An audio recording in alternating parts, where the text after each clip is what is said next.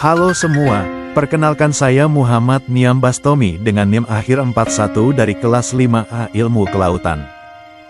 Dalam video ini, saya akan membahas topik bahasa baku di media sosial. Media sosial saat ini menjadi bagian penting dari kehidupan kita, mulai dari tempat berbagi informasi, berinteraksi, hingga membangun citra diri. Namun, seringkali penggunaan bahasa di media sosial cenderung santai dan jauh dari kaidah bahasa baku. Lalu, seberapa penting sebenarnya penggunaan bahasa baku di media sosial?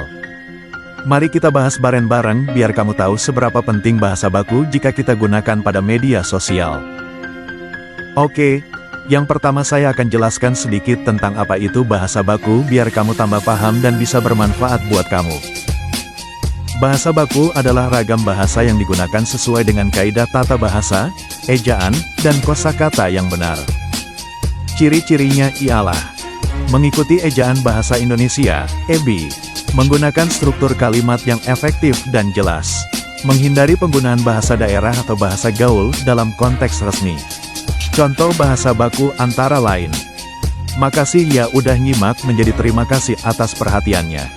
Kondisi penggunaan bahasa di media sosial. Di media sosial seperti Instagram, X, Twitter, TikTok, atau Facebook, masyarakat sering mencampur adukan bahasa baku dan tidak baku. Hal ini wajar karena media sosial bersifat santai dan interaktif. Namun, ketika kita menggunakan media sosial untuk tujuan akademik, profesional, atau publikasi resmi, penggunaan bahasa baku menjadi sangat penting. Contohnya, postingan kampus atau organisasi, sebaiknya menggunakan bahasa baku. Diskusi ilmiah di kolom komentar atau forum mahasiswa, juga memerlukan bahasa baku. Konten edukatif atau informasi publik, harus memakai bahasa baku agar kredibel. Manfaat bahasa baku di media sosial. Menggunakan bahasa baku di media sosial memiliki beberapa manfaat penting, antara lain. Yang pertama yaitu menunjukkan kredibilitas dan profesionalisme. Orang akan lebih menghargai konten atau pendapat yang disampaikan dengan bahasa yang benar dan sopan. Yang kedua yaitu dapat menghindari kesalahpahaman.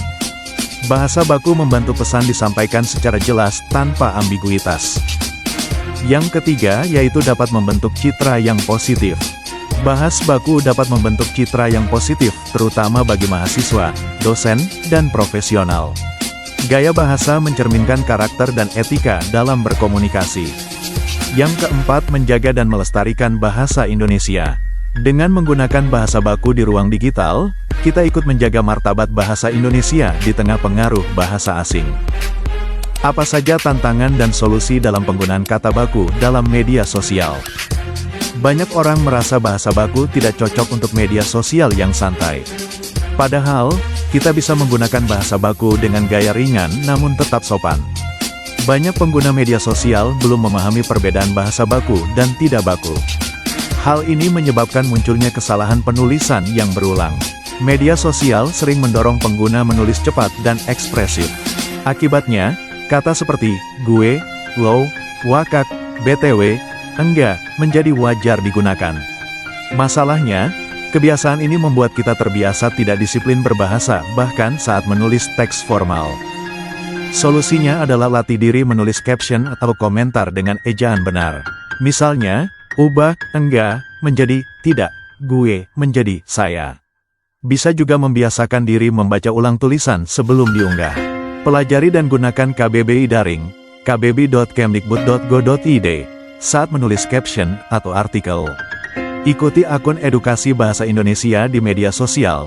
Kampus dan sekolah bisa membuat gerakan literasi bahasa digital, misalnya lomba caption dengan bahasa baku. Jika tidak ada padanan kata yang tepat, gunakan bahasa asing dengan benar, jangan setengah-setengah. Tapi jika ada padanan baku, utamakan bahasa Indonesia. Sebagai penutup, mari kita sadari bahwa bahasa bukan sekadar alat komunikasi, tetapi juga cermin identitas dan karakter bangsa. Media sosial adalah ruang publik. Cara kita menulis dan berbicara mencerminkan siapa kita. Dengan membiasakan penggunaan bahasa baku di media sosial, kita menunjukkan sikap cerdas, sopan, dan bertanggung jawab sebagai pengguna bahasa Indonesia di era digital. Terima kasih telah menyimak.